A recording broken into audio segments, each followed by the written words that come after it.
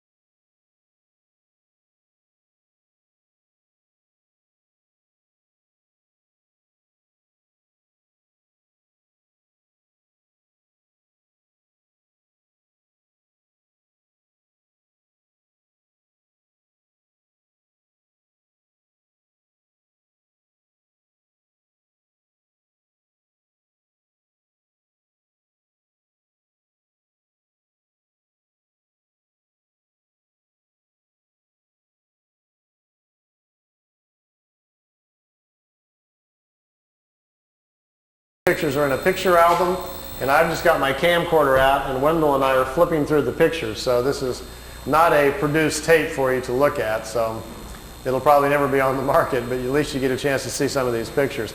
This is Mars just from a different direction with the sun very bright on it. Now, here is Mars, but here's one of these satellites. It's in orbit around Mars, made on Earth, unannounced, and is in orbit. This is the spring of 1976, and this device is in orbit around Mars. I don't know exactly who made it or who put it up there.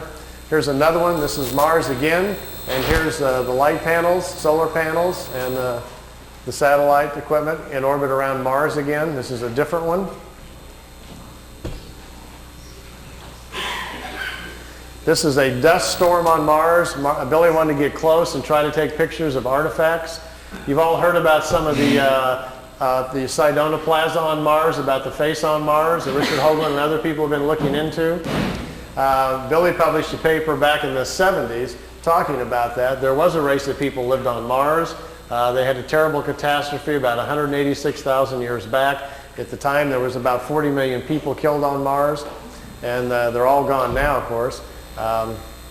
So there were societies there, and we will find quite a few remains of their civilization once we get up there. Here he's on board one of their large motherships. This is the side or the edge of a saucer that was parked inside as he was walking by it.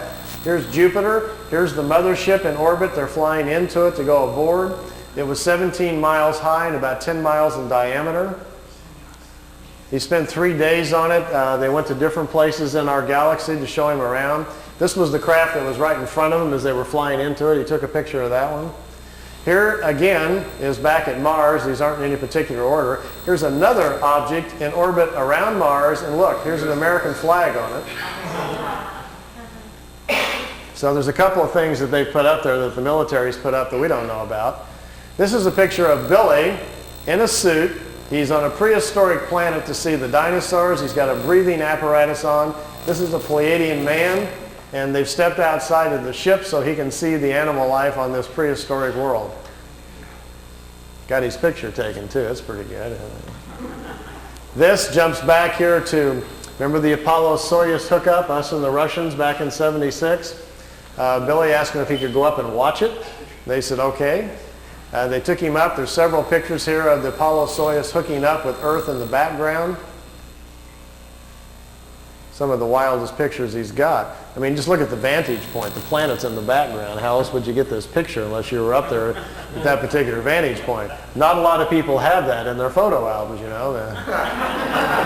You can imagine the people at NASA would crack up, you know. They'd probably find it a little hard to believe at first, but they don't have pictures like this. Here it is when it's just hooked up. There's Earth in the background, and here's the two capsules coming together. This is the top of the mothership. There's windows, but there was nobody in the windows as they came into it. We really missed out here. Billy shot, he said, 3 or 4 rolls of film inside the mothership, talking to people and going up and down the halls and so forth. He lost all of the pictures. They were all stolen from him. We've only got 2 or 3 of them left, and they're really practically nothing. This is a prehistoric Earth. They're back in time. That's Earth in the background. That's a moon in front of Earth, and he's looking over the surface of another moon. At that point, they told him there were 2 moons in orbit around planet Earth. We think we're about 60 million years back. Here's another picture over the surface. Neither one of those moons is currently the moon that's in orbit now. The moon that's in our orbit now, they say, has only been there around 5 million years. Look at this one. This is another piece of equipment in orbit around Mars, and it's huge. It's like a space station. And it's in orbit around the planet. It's also from Earth. We haven't heard anything about that, have we? Here's the dinosaur pictures. Billy's back inside the ship, and there's a viewing screen in the craft, and he says he's taking these pictures. Here's our first dino. He's got kind of gold-brown skin, got large hind legs, short forelegs, and a head that looks kind of amphibian, like a vegetarian type. Here's the second one. There's a bird here apparently dropping some food or something. Is that Charles? Charles Robbie's food. This one's pretty hard to see. Here's the head of some sort of creature crashing through some bushes here. It's hard to tell. I know it's probably hard to see these anyway from back there, but just the idea that someone could actually go back in time just really gets my brain going. There's a bird. There's these eyes, some pretty nasty looking teeth. And the last picture after this one is the strangest of all. It's a plant that has an insect head. Billy calls it a plantum. They were trying to explain to him how the evolution of different life forms goes. How, for instance, here's a plant life when the plants are the food kingdom of the world. When the plants evolve to a certain level of evolution, then these lower order forms, here's a small head, and this head is part of that plant. There's these two little eyes. It's an insect, the beginning of insect life on the planet when the food kingdom has evolved high enough. There are 7 different stages, they say, of spiritual energies or creational energies on a planet that create the many different kinds of life forms. There's a transition from one kind to the next. Ours is the 7th or the last one. We have to wait until the animal kingdom has raised the evolution of the body material high enough so our cycles can start.